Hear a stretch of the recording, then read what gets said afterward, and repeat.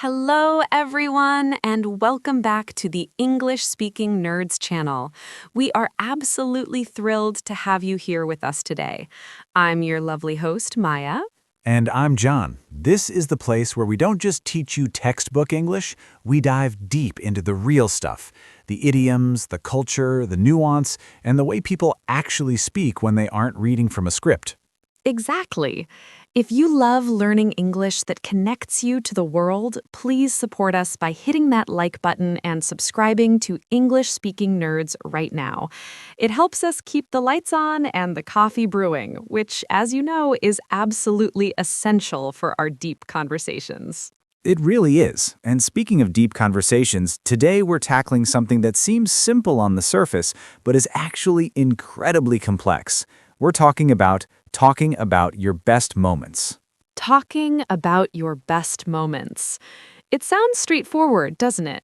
But when you actually sit down to share those peak experiences with someone, especially in a second language, it becomes this beautiful dance of memory, emotion, and storytelling. It's a dance I love because your best moments define you in ways that regular small talk never could. When someone asks, "What's been your best moment in life?" they're not just making conversation. They're asking you to reveal something profound about what you value, what moves you, what makes life worth living. And stick around until the end because we're going to touch on something really emotional that I think a lot of English learners experience: the frustration of having this incredible memory in your mind, but struggling to capture its essence in another language. It's going to be a vulnerable one today. So let's dive in. Maya, set the scene. Someone asks you, "What's been your best moment in life?" What happens in your head? Oh, wow. Okay. Immediate panic followed by this flood of memories. Because the thing is, you don't have just one best moment, right? You have categories. There are personal triumphs, there are connection moments, there are adventure peaks, there are quiet realizations. Categories. I love that you organize them that way. I think the word here is memory overwhelm. When you're suddenly asked to access your most meaningful experiences, your brain goes into this rapid scanning mode. You're sifting through years of life trying to identify the gold. Memory overwhelm is perfect. And there's this immediate pressure to choose something impressive. We call it moment selection anxiety. Ooh, explain moment selection anxiety for everyone. So, moment selection anxiety is when you feel pressure to choose the right memory to share, worrying that your actual best moment won't seem significant enough to others. You might have this deeply personal, quiet experience that transformed you, but you hesitate because it doesn't sound dramatic when you describe it. That is so real. I experience that constantly because my actual best moment, it was probably sitting on a beach at sunset, completely alone, reading a book. Nothing Instagram-worthy about it. But in that moment, I felt this profound peace that I'd been chasing for years. See? And that's beautiful. But would you lead with that story at a dinner party? Probably not. I'd probably mention something more socially acceptable, like graduating or traveling somewhere exotic. And that's where we get into narrative performance. Narrative performance. Define that for us. Narrative performance is when you curate and present your memories in a way that meets social expectations rather than expressing your authentic experience. You're performing the story rather than truly sharing it. It's not dishonest exactly, it's just adapted. It's survival in social situations. Because let's be honest, when someone asks you about your best moments in English class or at a networking event, they're not always prepared for raw emotional honesty. No, they're expecting what I call highlight reel moments. These are the conventionally impressive experiences that are easy to understand and celebrate. Career achievements, travel adventures, relationship milestones, the stuff that translates universally. Which brings us to something important about discussing best moments: the language itself. You can't just say, "It was good." You need vocabulary that captures intensity. We call this emotional amplification vocabulary. That's a great term. Emotional amplification vocabulary includes words like transformative, unforgettable, life-changing, breathtaking, profound, exhilarating. These words elevate the memory from ordinary to extraordinary. And native speakers use them instinctively. But for learners, there's this gap between feeling something intensely and having the words to express that intensity. It's what I call the expression gap. The expression gap, that's painful. I've seen students literally tear up trying to describe a meaningful moment because they can't find the English words that match their internal experience. It's heartbreaking because the moment is precious to them, but the retelling feels flat. And then they worry that the listener doesn't understand how significant it actually was. Which is why we're doing this episode. We want to give you the tools to close that gap. But first, let's talk about the different types of best moments people share, because understanding categories helps with articulation. Absolutely. So let's start with what I call achievement moments. These are the times when you accomplished something difficult or significant. Graduation, promotion, winning a competition, finishing a marathon. Achievement moments are powerful because they have a clear narrative arc. There's a goal, there's struggle, there's triumph. The story practically tells itself. People use phrases like, "I worked so hard for it. It was worth every sacrifice. I felt like I was on top of the world." Then there are connection moments. These are about relationships. Maybe it's the first time you said, "I love you," or the moment your child was born, or a deep conversation with a friend that changed your perspective. Connection moments are tricky to describe because they're often subtle. There's no dramatic climax. It's just this feeling of being truly seen or deeply connected to another person. We use softer language here. I felt completely present. Time seemed to stop. I realized what really matters.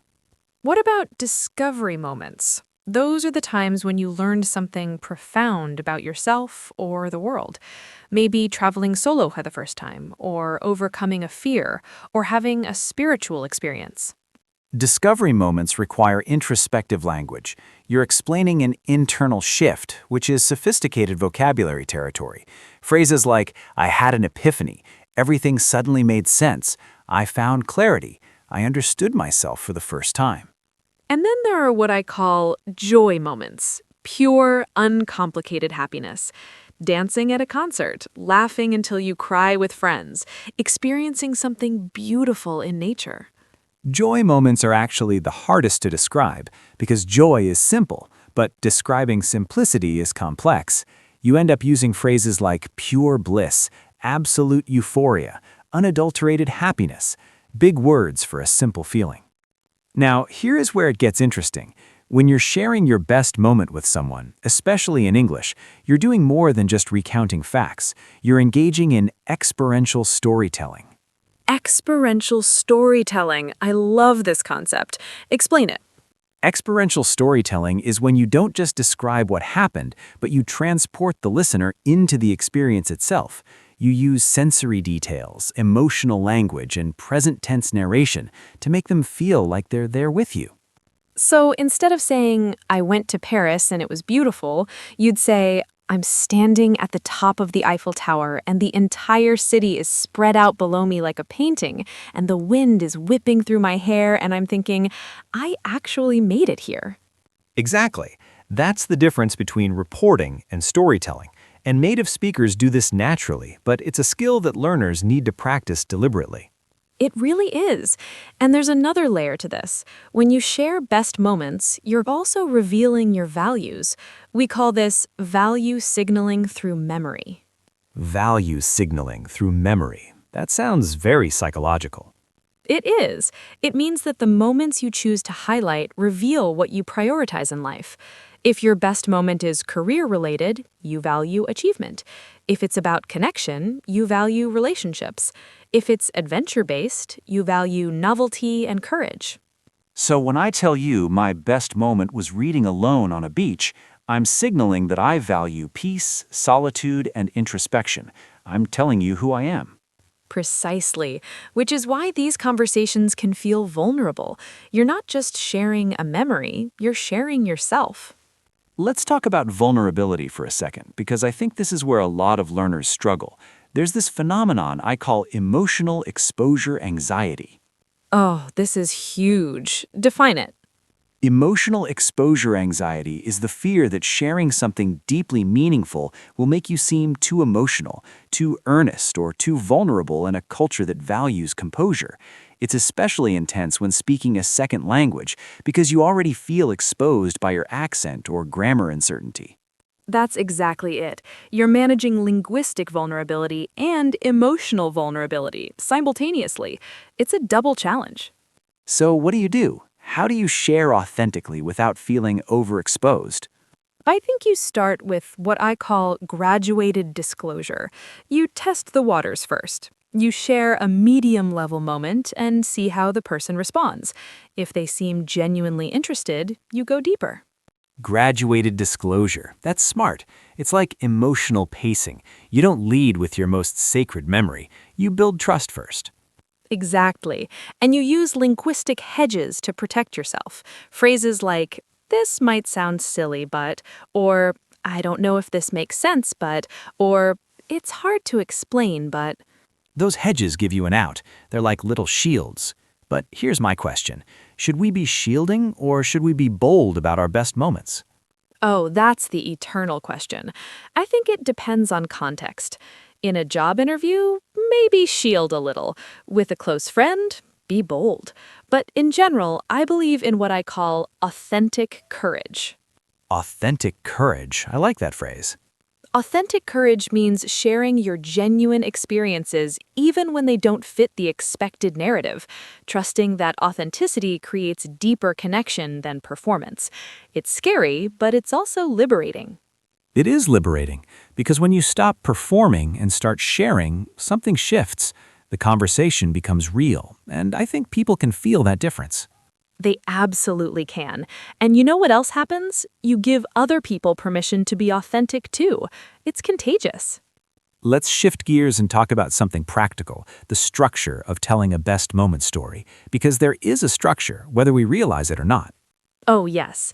Native speakers follow an intuitive narrative structure. We call it the moment arc. The moment arc. Walk us through it. So the moment arc has 5 stages. First, there's the setup. You establish context. A few years ago, I was going through a difficult time. Second, there's the catalyst. Something happens. Then my friend invited me on this spontaneous road trip. Third, Third is the peak, the actual best moment. We're driving through the mountains at sunrise, and this song comes on, and suddenly everything feels possible again. Fourth is the impact, what it meant. I realized I wasn't stuck. I could choose joy. and fifth? Fifth is the reflection, what you carry forward. That moment reminded me that the best experiences are often the ones you don't plan.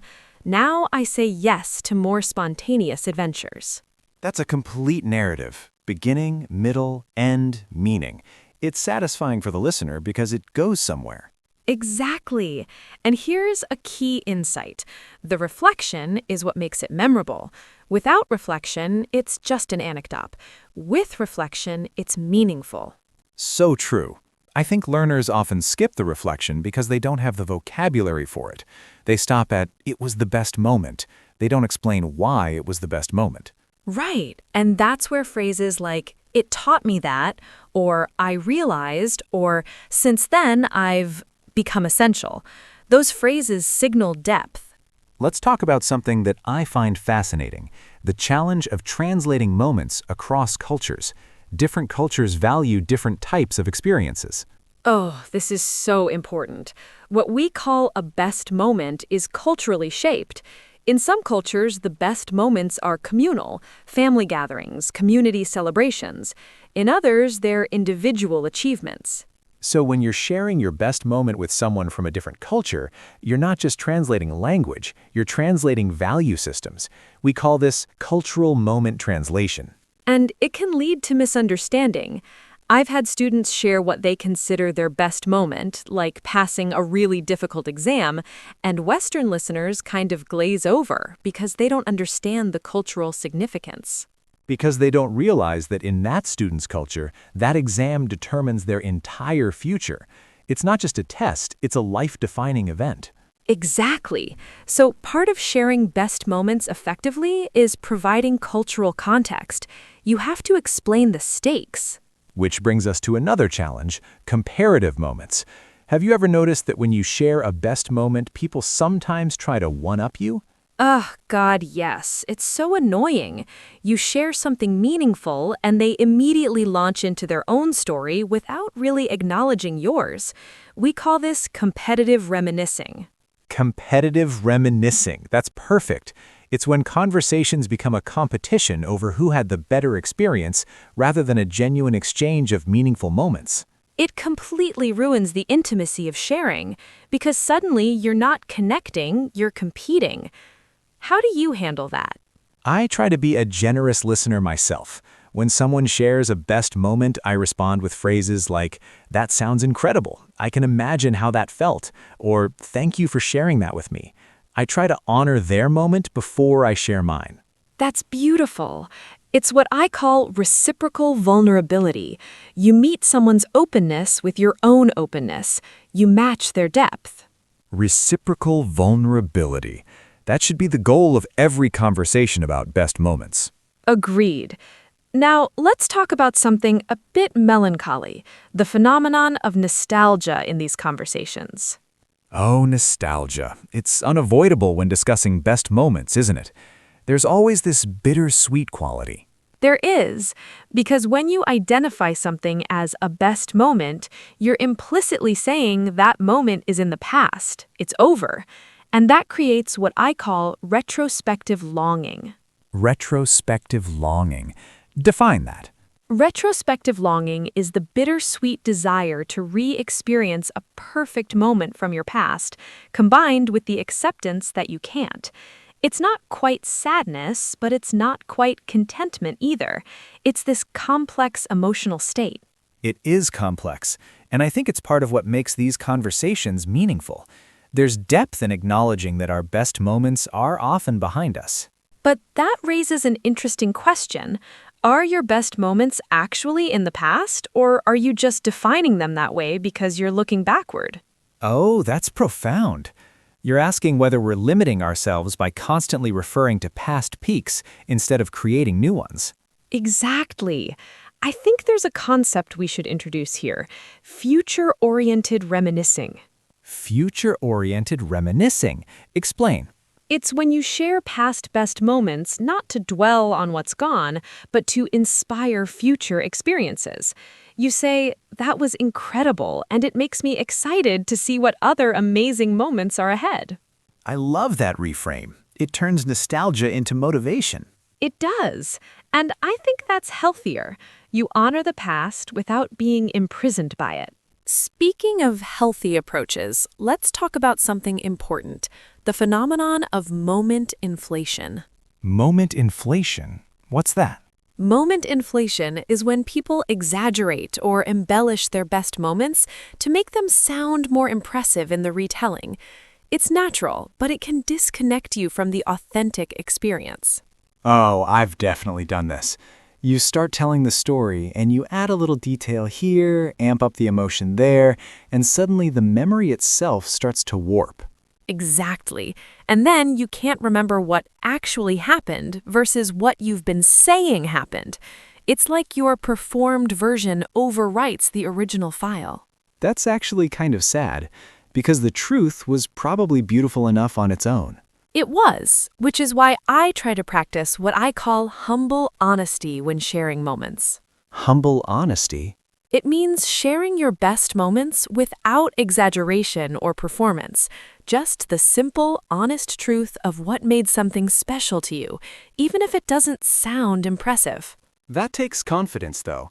To say, my best moment was really ordinary looking from the outside, but it meant everything to me. It does take confidence, but it also creates real connection, because everyone has those quiet, ordinary-looking moments that were actually extraordinary. Let's talk about language specifics now, because I want to make sure our audience has practical tools. What are some phrases for introducing a best moment story? Great question. You can start with phrases like, one of my most cherished memories is, or if I had to choose a defining moment, it would be, or something that really stands out to me is. Those are good. And for describing the feeling during the moment. You can say, I was overcome with emotion. I felt this rush of gratitude. Everything else faded away. I was completely in the moment. Time seemed to stand still. What about describing lasting impact? Try phrases like, it changed my perspective on, or ever since then, or that experience shaped who I am today, or it remains a touchstone for me. Touchstone. That's a beautiful word. A touchstone is something you refer back to as a standard or reference point. Your best moments become touchstones for meaning in your life. They really do. They're the memories you return to when you need to remember who you are or what matters.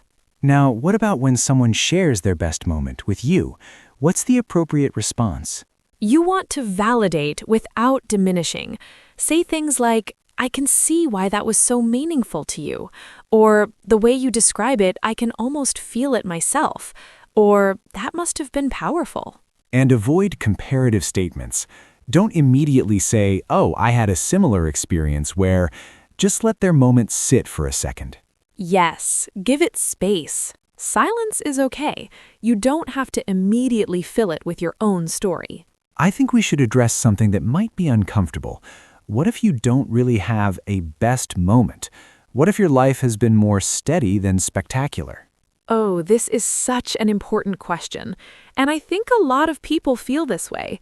They hear others' dramatic stories and think, nothing that exciting has happened to me.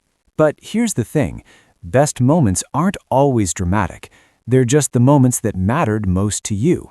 It could be a conversation, a realization, a small kindness. Exactly. And there's a concept I want to introduce here, meaningful mundanity. Meaningful mundanity. I love that. It's the recognition that the most significant moments are often the quiet, everyday ones we overlook. The morning coffee with a parent who's gone, the late-night talk with a friend, the walk where everything suddenly made sense. Those moments count. They're valid. You don't need to have climbed Everest to have a best moment. Not at all. In fact, I'd argue that the ability to find meaning in simple moments is a sign of depth, not shallowness. Well said. So if someone asks about your best moment and you draw a blank, don't panic. Just think about when you felt most alive, most yourself, most connected, most at peace. And if you still can't think of anything, that's okay too. You can say, I'm still creating my best moments, or I think my best moment might still be ahead of me. That's actually a beautiful answer. It's hopeful. Before we wrap up, I want to ask you something personal, John. What's been your actual best moment? Not the one you'd share at a party, but the real one. Oh, you're putting me on the spot. Okay, authenticity time. My actual best moment was probably the night before my wedding.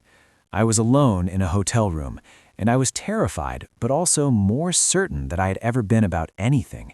And I just sat there feeling the weight of choosing a life partner. And it was scary, but also sacred. Does that make sense?